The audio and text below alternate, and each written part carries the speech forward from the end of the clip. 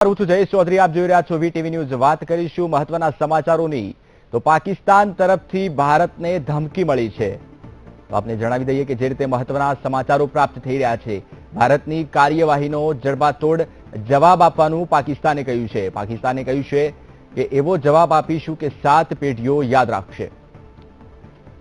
પાકિસ્તાન વાયુસેના પ્રમુખ સોહેલ અમાને ભારતને ધમકી આપી છે। તેમણે કહ્યું છે કે ભારતને અમે એવો જવાબ આપીશું કે 7 પેઢીઓ સુધી યાદ રાખશે।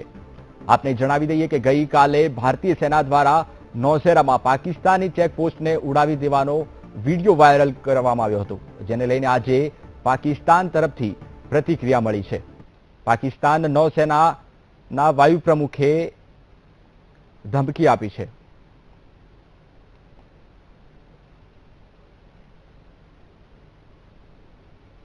તો આપને જણાવી દઈએ કે પાકિસ્તાનના વાયુ પ્રમુખે ભારતને ધમકી આપતા જણાવ્યું છે કે એવો જવાબ આપીશું કે 7 પેઢીઓ સુધી યાદ રાખે।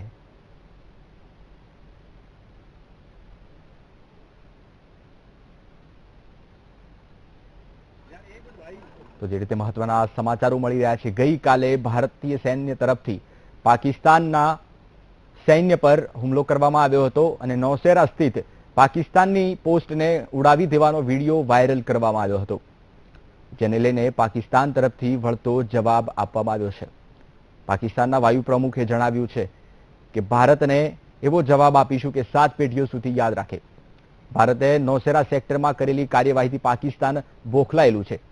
પાકિસ્તાને ભારતને ધમકી ઉચ્ચારી છે કે તે હવે ભારતની કાર્યવાહીનો જડબાતોડ જવાબ આપશે। પાકિસ્તાનના વાયુસેના પ્રમુખ સોહેલ અમાને એક નિવેદનમાં કહ્યું છે કે અમે ભારતની કાર્યવાહીનો એવો જવાબ આપીશું કે 7 પેઢીઓ યાદ રાખશે। પાકિસ્તાન વાયુસેના પ્રમુખનું નિવેદન ભારતની નૌશેરા સેક્ટરમાં કરાયેલી કાર્યવાહીની પ્રતિક્રિયા સ્વરૂપે છે। જવાબી કાર્યવાહી સ્વરૂપે સિયાચીન પાસે પાકિસ્તાન એરફોર્સના મિરાજ વિમાને પણ ઉડાન ભરી છે, તેવા સમાચારો પ્રાથમિક ધોરણે પ્રાપ્ત થઈ રહ્યા છે।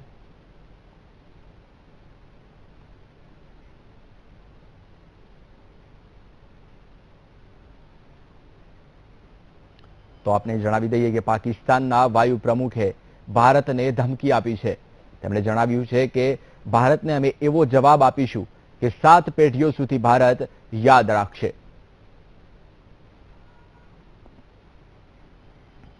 તો આ અંગે વધુ માહિતી આપવા માટે મારા સંવાદદાતા દેવસિંહ બારડ જોડાઈ ગયા છે। દેવસિંહ, પાકિસ્તાન તરફથી આ પ્રકારની ધમકી મળી રહી છે, શું કહેશો?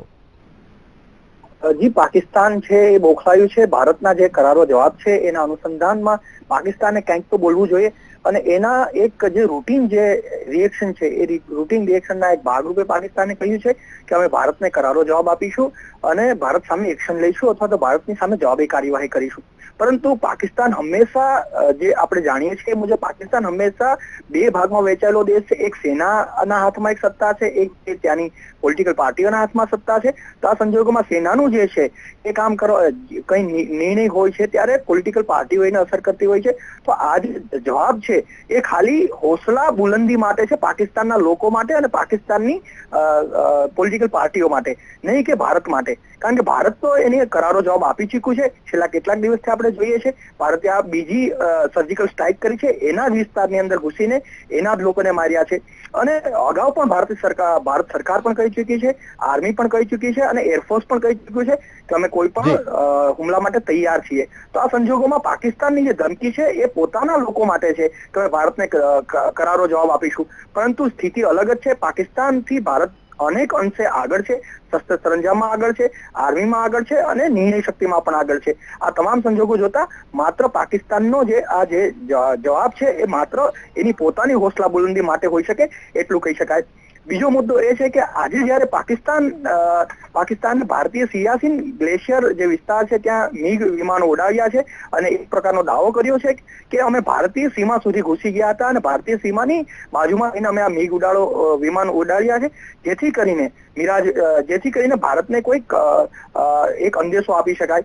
પરંતુ વાત એ છે કે ભારતીય સેનાએ પણ એ વાતને ખારીજ કરી છે। ભારતીય વાયુસેનાએ પણ કહ્યું છે કે ભારતની સીમામાં જો એ લોકો ઘૂસ્યા હોત તો અમે એનો કરારો જવાબ આપે અને એના જે મિરાજ વિમાનો છે એને અમે ઉડાવી દે. તો આ મતલબ સાફ છે કે ભારત કોઈ પણ માટે તૈયાર છે.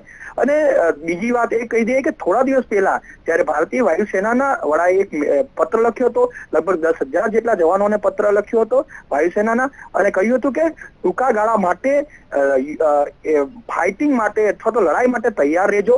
તો આ એના એક ભાગરૂપે જ ભારતે પ્રાથમિક તૈયારીના ભાગરૂપે ભારતે એક મેસેજ આપ્યો હતો કે પાકિસ્તાન કોઈ અવચન કરે તો આપણા માટે એના માટે આપણે સંપૂર્ણ રીતે તૈયાર છીએ અને એનો કરારો જવાબ આપવા માટે તૈયાર છે. ભારતીય ફોજ બી તૈયાર છે, નૌસેના પણ તૈયાર છે અને વાયુસેના પણ તૈયાર છે. બિલકુલ. પરંતુ દિવસી જે રીતે આજે સિયાચીન નજીક પાકિસ્તાનના એરફોર્સનું વિમાન જોવા મળ્યું હતું, તો શું કહી શકાય, પાકિસ્તાન ક્યાંક ને ક્યાંક હુમલાની તૈયારી કરી રહ્યું છે?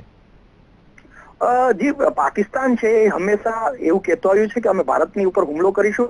એને અગાઉ પણ કહી ચુક્યું છે કે પાકિસ્તાનના જે ન્યુક્લિયર સ્ટેટ પાકિસ્તાન છે અને ભારત પણ ન્યુક્લિયર સ્ટેટ છે. તો પાકિસ્તાન કહી રહ્યું છે કે અમે અમારા ન્યુક્લિયર છે એ માત્ર દેખાવા માટે નથી કર્યા, અમે ભારતના હુમલો કરવા માટે પણ તૈયાર છીએ. તો આ મુકામના એના જે વાક્યો આવી રહ્યા છે, જે પ્રકારની વાતો આવી રહી છે, એ વાતો માત્ર ને માત્ર હવામાં ગોળીબાર કહી શકાય. કારણ કે પાકિસ્તાન છે એ વિશ્વાસપાત્ર સ્ટેટ નથી. પાકિસ્તાન બોલે છે એની કોઈ વેલ્યુ નથી. ભારત બોલે છે એની એક વેલ્યુ છે. ભારત એમ કહે છે કે અમે તમને ઘરમાં ઘૂસીને મારીશું, તો ભારતે ઘરમાં ઘૂસીને માર્યા છે. અને આજે પણ આ પ્રકારની ઘટના બની છે અને આજે પણ ભારતે એના વિડીયો પણ બતાવ્યા છે. દુનિયા સમક્ષ એ પણ જાહેર કર્યું છે કે અમે એના ઘરમાં ઘૂસ્યા હતા, અમે એ લોકોને માર્યા છે અને અમે દુનિયાની સામે વિડીયો જાહેર કરી રહ્યા છે. જ્યારે પાકિસ્તાન છે એ બોલ જ બોલી રહ્યું છે. પાકિસ્તાન છે એ જ્યારે આ પ્રકારની વાતો કરે છે ત્યારે એ પોતાના આર્મી અથવા જે એના જવાનો છે એની હોસલા બુલંદીની વાત કરે છે અને ભારત ઉપર એક પ્રેશર બનાવવાની આખી વાત કરતું હોય છે.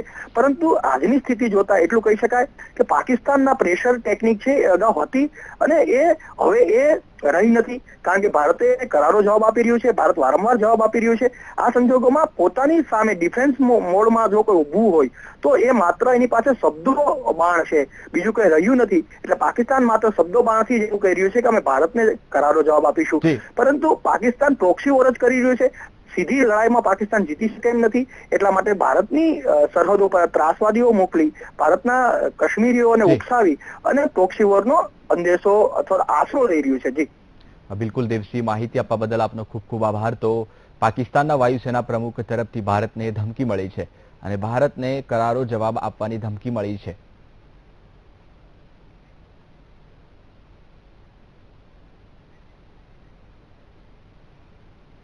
બુધવારે સિયાચીન પાસે સ્કુર્દુમાં પાકિસ્તાની એરફોર્સનું વિમાન જોવા મળ્યું હતું.